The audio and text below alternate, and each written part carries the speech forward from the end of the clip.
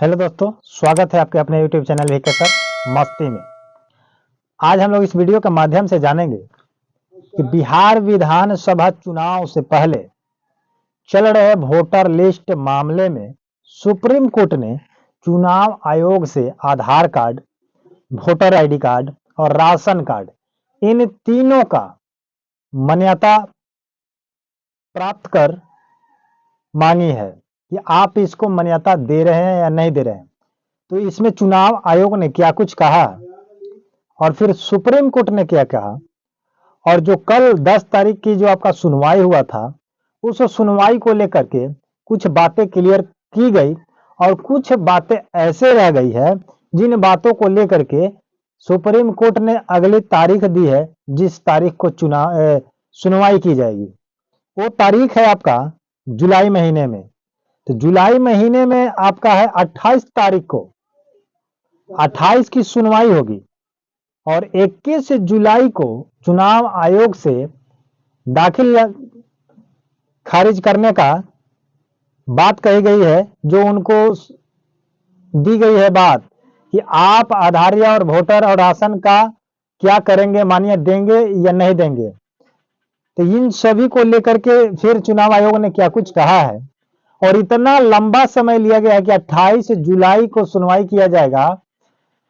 तो बताइए कि इसको 26 जुलाई तक फॉर्म भरने की आदेश है, 25 जून से लेकर के 26 जुलाई तक।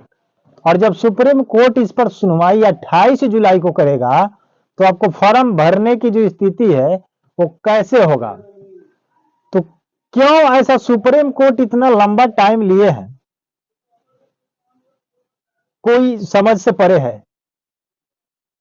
और जितना लेट होगा उतना चुनाव नजदीक आते जाएगा, तो इसका कार्यक्रम जो होगा वोटर लिस्ट वेरिफिकेशन का, ये बहुत दिक्कत होगा। तो देखिए 28 को क्या होता है, लेकिन इसमें कुछ बातें लिखी गई है, कुछ पॉइंट्स दी गई है, जिस पॉइंट्स को हम लोग बात करेंगे, जिसको आप बदल नहीं सकते हैं, सुप्रीम कोर्ट भी नहीं बदल सकता है, या ना इसका कोई राजनेता बदल सकता है, ना पक्ष बदल सकता है, ना विपक्ष बदल सकता है। ठीक है, तो कुछ बातें हैं जो आपको जानना अति आवश्यक है। सुनवाई तो होगी 28 को कुछ पॉइंट पे, लेकिन आधार कार्ड, राशन कार्ड की मान्यता को क्या किया जाएगा, ये बातें इसमें लिखी गई है। और चुनाव आयोग क्या क्या कर सकता है इसमें क्लियर कल का अपडेट आपका है। और ये इतना बात को लिख करके 28 जुलाई का फिर से सुनवाई का डेट डाला गया है। सबसे पहले मैं बात करूंगा कि अब इस मामले की अगली सुनवाई जो है आपका 28 जुलाई को होगी। चुनाव आयोग को अपना जवाब दाखिल करने के लिए 21 जुलाई तक का समय दिया गया है। चुनाव आयोग को अब जब जवाब देना है, उनका टाइम दिया गया है 21 जुलाई को। वो 21 जुलाई को अपना जवाब दाखिल कर देंगे और 28 जुलाई को सुप्रीम कोर्ट अपना सुनवाई कर देगा। ठीक है, लेकिन कोर्ट ने याचिकाकर्ताओं की इस दलील को खारिज कर दिया कि चुनाव आयोग के पास इस तरह का संशोधन करने का अधिकार नहीं है। इसमें जो याचिकाकर्ताओं है, जो विपक्ष से है चाहे जहां से है, ये याचिकाकर्ताओं उसमें प्रश्न किए थे कि चुनाव आयोग को इस संशोधन करने का अधिकार नहीं है। तो इस बात को सुप्रीम कोर्ट ने खारिज कर दिया कि आपका कहना गलत है, क्योंकि चुनाव आयोग के पास संशोधन करने का, मतदाताओं पत्र का संशोधन करने का, उस पर विचार करने का उसका अधिकार है। उसका अधिकार ऐसा नहीं है कि नहीं है, उसका अधिकार है। वो जब चाहे तब कर सकता है, जैसे चाहे तैसे कर सकता है। ठीक है, आगे क्या होता है, आगे लिखा गया इस पॉइंट को देखते हुए कि मतदाता सूची में संशोधन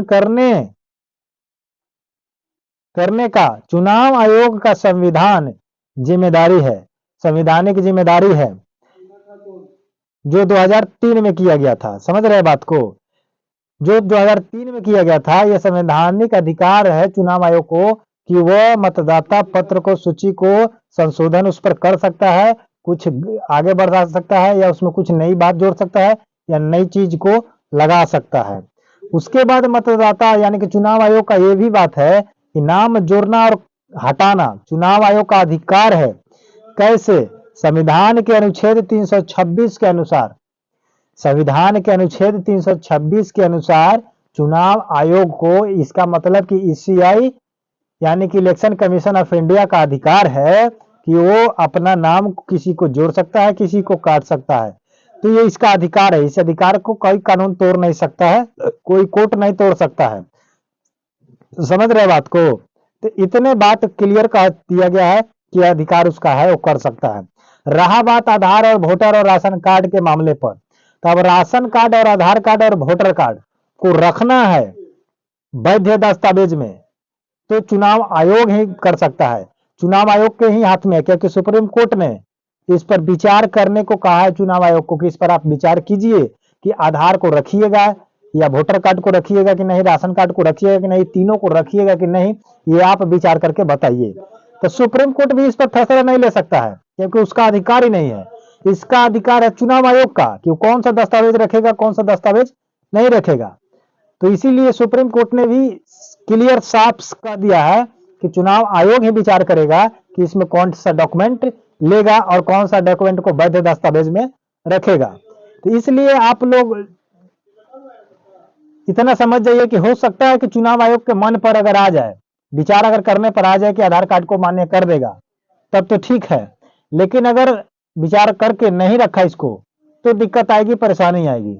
तो ये चुनाव आयोग का ही अब ऊपर डिपेंड करता है। तो आप लोग कमेंट में कहिए कि चुनाव आयोग इस पर क्या करे, विचार करे, और वीडियो को शेयर कीजिए ताकि सभी लोगों को पता चल जाए।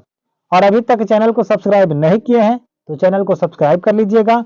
वीडियो को लाइक करके कमेंट में अपना राय जवाब जो भी है डाल दीजिए, मैं पढ़ूंगा। उसके बाद जो भी प्रक्रियाएं होगी, फिर अगर नया बात आती है तो मैं नया बात बताऊंगा।